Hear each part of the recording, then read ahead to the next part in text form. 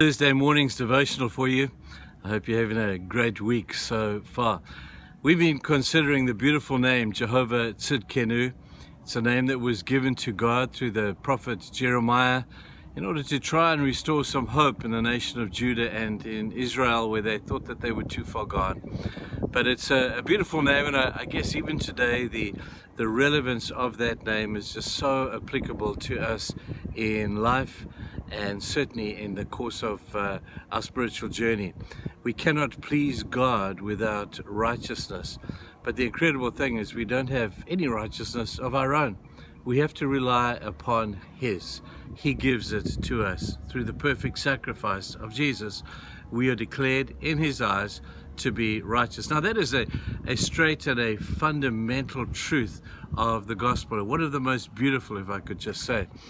But we mentioned the D yesterday of the debate that goes on between people about how righteousness is acquired.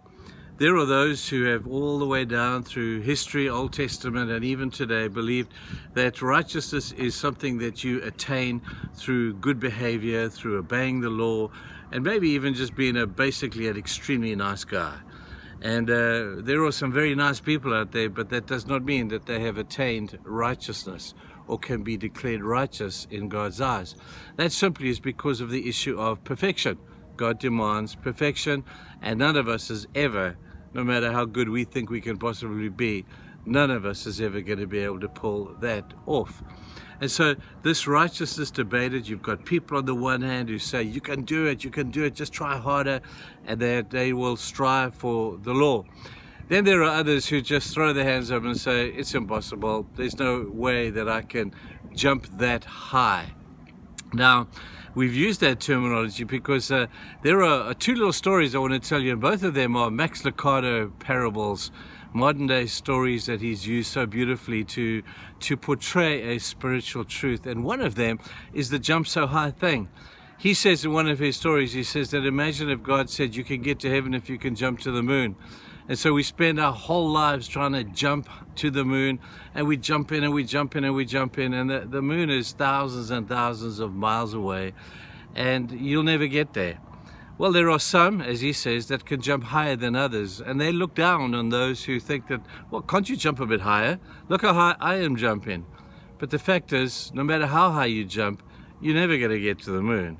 We're all in the same boat. And so when we declare our inability to do this on our own, that is indeed step one, people, that we declare we'll never pull it off on our own. And so we have to move then from the law to this beautiful thing that we call grace. And we ask ourselves, what's so amazing about grace? Well, it's grace that gets us declared righteous in God's eyes. It's grace because God gives us what we don't deserve. He gives us the forgiveness of sins. He gives us heaven, and we get forgiven at the point of a beautiful thing. Now, Nicodemus asked Jesus the question, how do I get to heaven? And Nicodemus was a religious man. He was one who was striving hard to be something that he was actually not ever going to attain in. And Jesus said, no matter how hard you try, Nicodemus, you have to be born again. Now that's Jesus's terminology, so there's no need for us to ever apologize for that. But to be born again simply means a new spiritual rebirth. For those of you who are sitting listening to this today, I know what's going through your mind. You think, oh, come on, Trevor, tell us something we don't know. Well, let me tell you, people, there's a lot of people out there who think that they're going to get to heaven and never having experienced the born-again opportunity or the born-again experience of coming to find Christ in a way that is what Jesus would have said, born again. When we come to God in humility and request a new birth. Now, we all know that that's the simple truth of the gospel, but I remind you again today, have you been born again? Have you? Can you honestly say that you're not trying to just mimic others or be a nice guy or a nice girl, or you are genuinely found Christ as your Lord and Savior?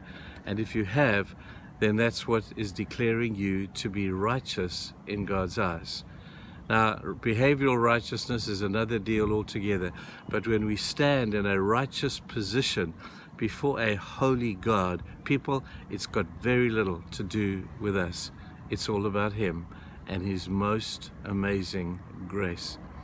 Won't you just take this beautiful, simple truth into the day today? Thank God for it, revel in it, and respond to it if you haven't done that already. Go and have a phenomenal day, guys. Now we can go save the world. Cheers, see you tomorrow.